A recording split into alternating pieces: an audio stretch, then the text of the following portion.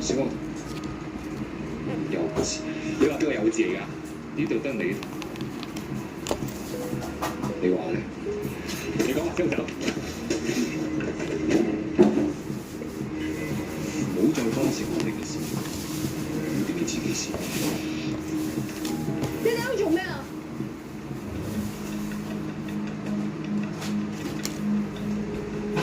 你嚟呢度做乜嘢啊？我都話咗我嘅事唔使你理咯。好，咁我唔理，你唔好俾人靴咗之後嚟揾我。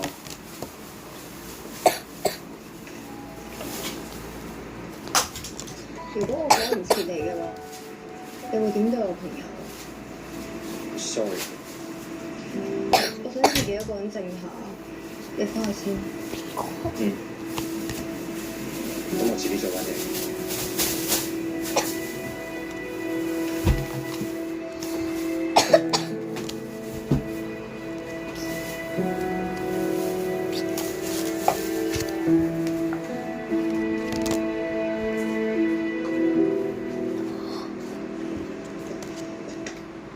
你知唔知頭先有幾危險啊？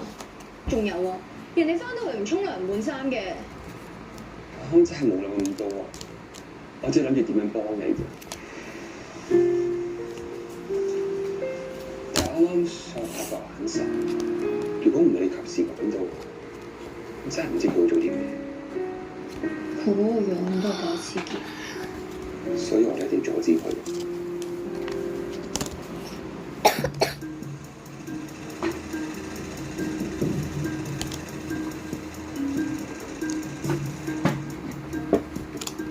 我知道你當佢係朋友，或者對住你嗰陣，佢係一個好人，但係背住你咧，你係警察，你應該知道拉佢先係幫佢，可能佢係等人 stop 佢咧。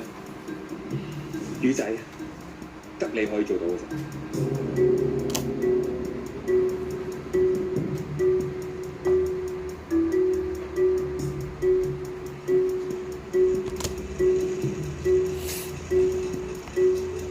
佢唔覆我，仲嬲緊我咧？你都係女仔嚟㗎嘛？你覺得咧？係咪應唔應該揾佢啊？